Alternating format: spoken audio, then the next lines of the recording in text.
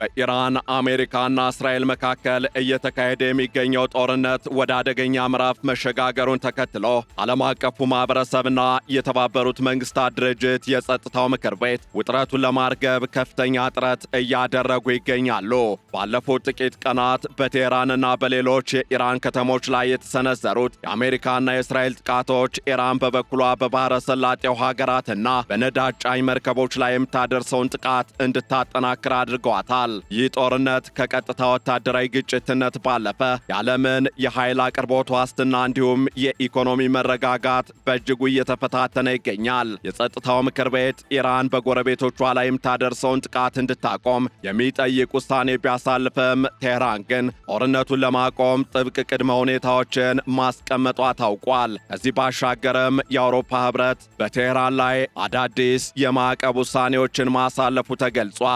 በሌላ በኩል ደግሞ ዓለም አቀፉ ማህበረሰብ እንዲሁም ልዩ ልዩ ተቋማት በሆርሙዝ የባህር ወሽመጥ ላይ ያለውን ስጋት ተከትሎ የነዳጅ ዋጋ በከፍተኛ ሁኔታ እንዳይጨምር የተለያዩ ጥረቶችን እያደረገ ቢሆንም ዋጋው ግን ከፍተኛ ጭማሪ ማሳየቱ ተዘግቧል። ምንም እንኳን ዓለም አቀፉ ማህበረሰብና ልዩ ልዩ የሚመለከታቸው ተቋማት የነዳጅ ዋጋ እንዳይጨምር የተለያዩ እርምጃዎችን እየወሰዱ ቢሆንም ኢራን ግን ዓለም አንድ በርሜል ነዳጅ $200 ይገዛ ዘንድ ከወዲሁ ይዘጋጅ ስትል አስጠንቅቃለች። እናም በዕለቱ የዓለም አቀፍ ትንታኔ ዝግጅታችን የተባበሩት መንግስታት የጸጥታው ምክር ቤት በኢራን ላይ ያሳለፈውን የውሳኔ ሐሳብ እንዲሁም ተያያዥ ጉዳዮችን ልንመለከት ወደድን። ዓለም አቀፍ የትንታኔ ዘገባ ዝግጅቱ ጋር ታሪኩ ጋሹ ነኝ።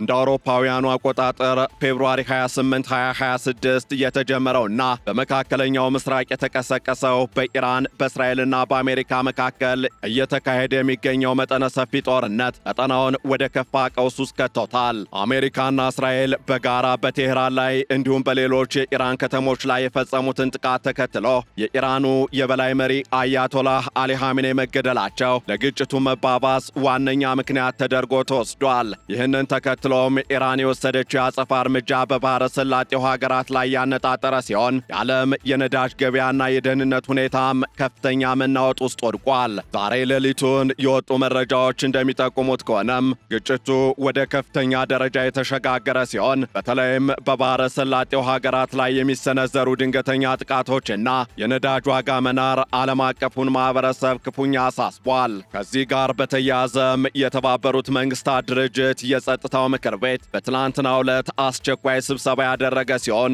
በዚህ ስብሰባም ጦርነቱን አስመልክቶ የተለያዩ የውሳኔ ሐሳቦች ቀርበው ጸድቀዋል። እናም ይህ የተባበሩት መንግስታት የጸጥታው ምክር ቤት ውሳኔና አንድምታው ምን ይመስላል? የተባበሩት መንግስታት ድርጅት የጸጥታው ምክር ቤት በትላንትናው ዕለት ባካሄደው ስብሰባ ኢራን በባህረ ሰላጤው ሀገራትና በዮርዳኖስ ላይ የፈጸመችውን ጥቃት የሚያወግዝ የውሳኔ ሐሳብ ወይም ሪዞሉሽን 2817 የተባለ በአብላጫ ድምፅ ማጽደቁ ታውቋል። በባህሬን የቀረበውና በ135 ሀገራት የተደገፈው ይህ የውሳኔ ሐሳብ 13 ሀገራት ደግፈው ሲጸድቅ ሩሲያና ቻይና ግን ድምፅ ከመስጠት መታቀባቸው ተዘግቧል። የውሳኔ ሐሳቡ ኢራን በባህረ ሰላጤው የትብብር ምክር ቤት ወይም ገልፍ ካንትሪስ ካውንስል አባላትና በዮርዳኖስ ላይ የምትሰነዝረውን የሚሳኤልና የድሮን ጥቃት በአስቸኳይ እንድታቆም ይጠይቃል። ውሳኔው የእነዚህን ሀገራት የግዛት አንድነትና ሉዓላዊነት እንደሚደግፍ በማረጋገጥ የኢራን ጥቃት ዓለም አቀፍ ሕግን የጣሰና ለዓለም ሰላምና ደህንነት ስጋት መሆኑንም ደንግጓል። የተባበሩት አረብ ኤሚሬቶች በተባበሩት መንግስታት የቋሚ መልእክተኛ አምባሳደር መሐመድ አቡሻብ እንደገለጹት ይህ ውሳኔ ዓለም አቀፉ ማህበረሰብ በሉዓላዊነታችን ላይ የሚሰነዘሩ ጥቃቶችንና በሲቪል መሰረተ ልማቶች ላይ የሚፈጸሙ ኢሰብአዊ ድርጊቶችን እንደማይታገስ ግልጽ መልእክት ያስተላለፈበት ነው ብለዋል። ይሁን እንጂ ሩሲያና ቻይና ውሳኔውን ሚዛናዊ አይደለም በሚል ተቃውመዋል። የሩሲያው አምባሳደር ቫሲሊ ኔቤንዚያ እንደተናገሩት ውሳኔው ጦርነቱን የለኮሱትን የአሜሪካና የእስራኤል ጥቃቶች ያላካተተ በመሆኑ ኢራን ያለምንም ምክንያት አረብ ሀገራትን ያጠቃች የሚያስመስል ነው ብለዋል። ይህ የምክር ቤት ውሳኔ ጦርነቱን ለማርገብ ያለመ ቢሆንም ኢራን ግን ውሳኔ የተባበሩት መንግስታት ድርጅትን ቻርተር የጣሰና በድርጅቱ ታሪክ ላይ ጥቁር ጠባሳ ጥሎ የሚያልፍ ነው ስትል አጣጥለዋለች። ይህ በእንዲህ እንዳለ ውሳኔው ከተላለፈ በኋላም በባሕረ ሰላጤው ሀገራት ላይ የተለያዩ ጥቃቶች መሰንዘራቸው እየተገለጸ ይገኛል። የጸጥታው ምክር ቤት ውሳኔ በወጣ በሰዓታት ልዩነት ኢራን በባሕረ ሰላጤው ሀገራት ላይ አዳዲስ ጥቃቶችን መሰንዘሯ ተገልጿል። በኢራቅ የሚገኘው የአርቢል ዓለም አቀፍ አውሮፕላን ማረፊያና 2 የውጭ ሀገር የነዳጅ ጫኝ መርከቦች በኢራን ድሮኖች መመታታቸውም እንዲሁ። ሳውዲ አረቢያ ከ20 በላይ ድሮኖችን በነዳጅ ማውጫ አካባቢዎቿ ላይ ጥቃት ሳያደርሱ ማክሸፏን ስትገልጽ፣ ባህሬን ደግሞ በሙሃራ ግዛት በሚገኙ የነዳጅ ማጠራቀሚያዎች ላይ ጥቃት መፈጸሙንና ነዋሪዎች ከጭስና ከእሳት ራሳቸውን እንዲጠብቁ አሳስባለች። የተባበሩት አረብ ኤሚሬቶችና ኩዌትም የኢራንን ድሮኖችና ሚሳኤሎች ለመመከት የአየር መከላከያ ስርዓቶቻቸውን ሲጠቀሙ ውለዋል።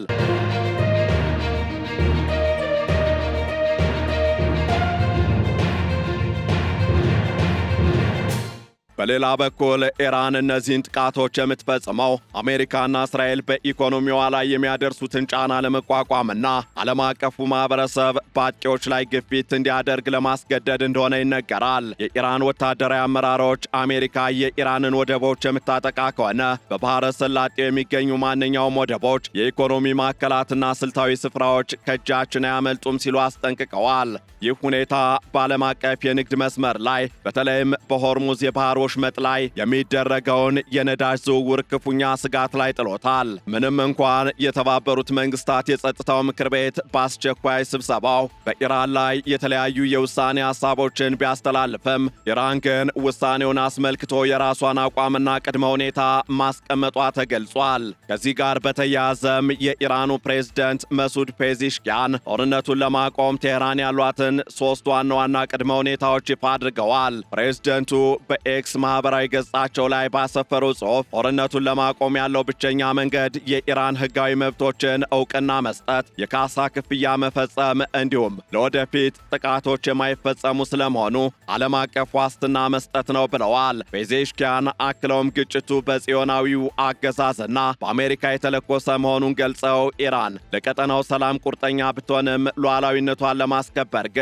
ወደ ኋላ እንደማትል በድጋሜ አሳውቀዋል። ኢራን በተለይም በአውሮፓውያኑ ፌብሩዋሪ ወር የተገደሉትን መሪዎቿንና የወደሙባትን የሲቪል ተቋማት ካሳ እንዲከፈላት ትፈልጋለች። ከዚህ ባሻገርም የኢራን ጦር ቃል አቀባይ አቦልፋዝል ሼካርቺ እንደገለጹት አሜሪካና እስራኤል ጥቃታቸውን እስካላቆሙ ድረስ ኢራን በቀጠና የሚገኙ የአሜሪካና የእስራኤል ወታደራዊና ምጣኔ ሀብታዊ ተቋማትን ማጥቃቷን ትቀጥላለች። ይህ የቴህራን አቋም ጦርነቱ በቀላሉ እንደማይቆም የሚያሳይ ሲሆን በተለይም የወደፊት ጥቃቶች ላለመፈጸማቸው ዋስትና የሚለው ቅድመ ሁኔታ በአሜሪካ በኩል ተቀባይነት ለማግኘት አስቸጋሪ እንደሚሆንም ይገመታል። በሌላ በኩል ደግሞ አሜሪካና እስራኤል በኢራን ላይ የከፈቱትን ጦርነት ተከትሎ የነዳጅ ገበያ ከፍተኛ ሟዠቅ እየታየበት ይገኛል። ከዚህ ጋር በተያያዘም ኢራን ዓለም አቀፉ ማህበረሰብ 1 በርሜል ነዳጅን $200 ለመግዛት ይዘጋጅ ስትል ጥብቅ ማስጠንቀቂያ ሰጥታለች። ጦርነቱ በዓለም አቀፍ የነዳጅ ገበያ ላይ ያስከተለው ጫና እጅግ ከፍተኛ መሆኑ እየተገለጸ ባለበት በዚህ ወቅት የዓለም አቀፉ የኢነርጂ ኤጀንሲ ወይም በምህጻረ ቃሉ IEA የነዳጅ ዋጋ ለማረጋጋት በታሪክ ከፍተኛ የሆነውን 400 ሚሊዮን በርሜል ነዳጅ ከመጠባበቂያ ክምችት ውስጥ እንዲለቀቅ ቢወስንም የነዳጅ ዋጋ ግን አሁንም 1 በርሜል $100 በላይ ሆኖ ቀጥሏል። ብሬንት ክሩድ የተባለው የነዳጅ አይነት በአንድ ቀን ውስጥ የ8.7 በመቶ ጭማሪ በማሳየት $100 አካባቢ የደረሰ ሲሆን የአሜሪካው WTI ደግሞ ወደ $94.8 ማሻቀቡ ተገልጿል። ኢራን ለዓለም አቀፉ ማህበረሰብ ባስተላለፈችው ማስጠንቀቂያ የ1 በርሜል ነዳጅ ዋጋ $200 ሊደርስ ይችላልና ተዘጋጁ ብላለች። የኢራን ወታደራዊ ኮማንድ ቃል አቀባይ ኢብራሂም ዞልፋቅሬ ለአሜሪካ በሰጡት ምላሽ የነዳጅ ዋጋ በቀጠናው ደህንነት ላይ የተመሰረተ ነው፣ እናንተ ደግሞ ቀጠናውን አላረጋጋችሁትም በማለት የዋጋ ንረቱ ተጠያቂ አሜሪካ መሆኗን ገልጸዋል። ኢራን በሆርሙዝ የባህር ወሽመጥ ላይ የምታደርገው ቁጥጥርና በነዳጅ ጫኝ መርከቦች ላይ የምትፈጽመው ጥቃት ዓለም አቀፍ የነዳጅ አቅርቦትን በማስተጓጎል የዓለምን ምጣኔ ሀብት ለከፍተኛ ቀውስ ሊዳርገው እንደሚችልም ተሰግቷል። ይህ በእንዲህ እንዳለ የአውሮፓ ህብረት ደግሞ አዳዲስ ማዕቀቦችን በኢራን ላይ መጣሉ ታውቋል። የአውሮፓ ህብረትና የቡድን 7 ወይም G7 ሀገራት በኢራን ላይ ተጨማሪ ማዕቀቦችን በመጣል ግፊት ለማድረግ እየሞከሩም ይገኛሉ።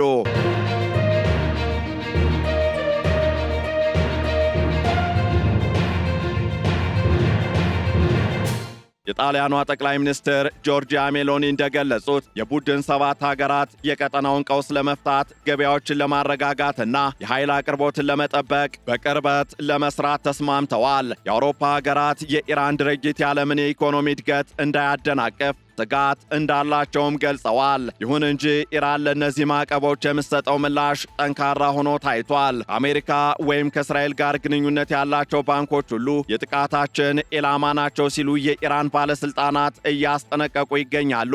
ይህ በገንዘብ ተቋማት ላይ የሚሰነዘር ማስጠንቀቂያ በዓለም አቀፍ የንግድ ልውውጥ ላይ ሌላ ተጨማሪ ስጋትንም ደቅኗል። በሌላ በኩል ደግሞ የአሜሪካና የእስራኤል አቋም አሁንም በነበረበት እንደቀጠለ እየተገለጸ ነው። የአሜሪካው ፕሬዝደንት ዶናልድ ትራምፕ ጦርነቱ በቅርቡ ይጠናቀቃል የሚል እምነት ቢኖራቸውም ስራውን መጨረስ አለብን በማለት ወታደራዊ እርምጃው እንደሚቀጥል ፍንጭ እየሰጡ ይገኛሉ። ፕሬዝደንት ትራምፕ እንደሚሉት የኢራን ባህር ኃይልና አየር ኃይል ተዳክሟል። ሆኖም ግን ጦርነቱን ወዲያውኑ ለማቆም ዝግጁ አይደሉም። ኢራን አሁን ምንም የላትም፣ አገሪቱን እንዳሻን እየናጥናት ነው ሲሉ በኬንታኪ በተካሄደ ስብሰባ ላይም ተናግረዋል። በሌላ በኩል የእስራኤል መከላከያ ሚኒስትር እስራኤል ካትዝ ጦርነቱ ያለምንም የጊዜ ገደብ ግቦቹ እስኪሳኩ ድረስ እንደሚቀጥል እየገለጹ ነው። የአሜሪካና የእስራኤል ዋና ግብ የኢራንን ከድንበር በላይ የመዋጋት ወይም ከግዛቷ ውጭ በቀጠናው ውጊያዎችን የማካሄድ አቅም ማዳከም እንዲሁም የኒውክሌር ፕሮግራሟን ሙሉ በሙሉ ማቋረጥ ወይም ማጥፋት ነው። በዚህም በመካከለኛው ምስራቅ ያለው ሁኔታ ከቀን ቀን እየተባባሰ መምጣቱ እየተነገረ ሲሆን ጦርነቱ ከተጀመረ 12 ቀናት ብቻ ቢሆኑም በኢራንና በሊባኖስ ከ2000 በላይ ሰዎች መሞታቸው ተዘግቧል። ሊባኖስ ውስጥ ብቻ ከ750 በላይ ሰዎች ከቤት ንብረታቸው ተፈናቅለዋል። እስራኤል በሊባኖስ የሚገኘውን የሂዝቦላ ይዞታዎች በከፍተኛ ሁኔታ እየደበደበች ሲሆን ይህ ደግሞ ጦርነቱ ወደ ሌሎች ሀገራት የመስፋፋት ዕድሉን አባብሶታል። በዚህም ወደፊት ሊከሰቱ የሚችሉ ጉዳዮችን ስንመለከት ዲፕሎማሲያዊ ጥረቶች ቢቀጥሉም በሁለቱ ወገኖች መካከል ያለው ልዩነት ሰፊ በመሆኑ ግጭቱ ለረዥም ጊዜ ሊቀጥል እንደሚችል ይገመታል። ሩሲያ ከኢራን መሪዎች ጋር ያላትን ግንኙነት በመጠቀም ግጭቱን ለማርገብ ብትሞክርም የአሜሪካና የእስራኤል ጥብቅ አቋም ለሰላም የሚደረገውን ጥረት አዳጋች አድርጎታል። የዓለም ምጣኔ ሀብትም በተለይም ደካማ የሆኑ ሀገራት ከነዳጅ ዋጋ መናር ጋር ተያይዞ ለከፍተኛ የዋጋ ግሽበት ሊጋለጡ ይችላሉ። እናም አሁን በመካከለኛው ምስራቅ እየታየ ያለው ቀውስ የቀጠናዊ ፉክክር ውጤት ብቻ ሳይሆን ዓለም አቀፋዊ አንድምታ ያለው ክስተት ሆኗል። የተባበሩት መንግስታት ድርጅት የጸጥታው ምክር ቤት ውሳኔ ኢራንን ለማግለልና ጥቃቷን ለማስቆም ቢሞክርም በምክር ቤቱ አባላት መካከል ያለው የሐሳብ ልዩነት ግን ውሳኔው በተግባር ላይ እንዳይውል እንቅፋት ሊሆን ይችላል። ኢራን ያቀረበቻቸው ቅድመ ሁኔታዎች የህጋዊ መብቶች ዕውቅና፣ የካሳ ክፍያና የደህንነት ዋስትና ከአሜሪካና ከእስራኤል የሥራውን የመጨረስ ፍላጎት ጋር ይጋጫሉ። ዓለም አቀፉ ማህበረሰብም የነዳጅ ዋጋን ለማረጋጋት የሚወስዳቸው እርምጃዎች ውጤታማ ካልሆኑና ጦርነቱ የማይቆም ከሆነ የዓለም የምጣኔ ሀብት ሁኔታ ከ1970ዎቹ ወዲህ አይቶት የማያውቀውን ታላቅ ቀውስ ሊጋፈጠው ይችላል።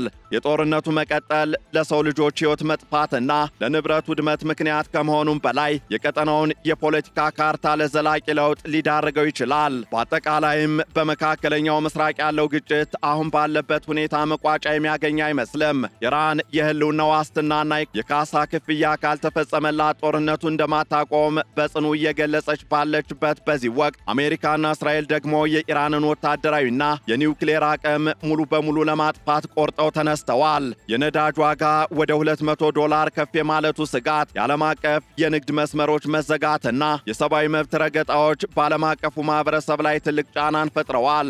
መፍትሄ ሊገኝ የሚችለውም ሀያላን ሀገራት የችግሩን ስር መሰረት ያገናዘበ ሁሉንም ወገኖች ያሳተፈና ለኢራንም ሆነ ለጎረቤቶቿ ደህንነት ዋስትና የሚሰጥ የዲፕሎማሲ መንገድ መከተል ሲችሉ ብቻ ይሆናል። ያ ካልሆነ ግን ይህ ጦርነት መላውን ዓለም ወደማይወጣበት የኢኮኖሚና የደህንነት ማጥ ውስጥ ሊከተው ይችላል። ይህንን ዓለም አቀፍ ትንታኔ ስናዘጋጅ ሮይተርስ፣ ቢቢሲ፣ ሲኤንኤን እንዲሁም ኤፒ ኒውስን በዋቢነት ተጠቅመናል።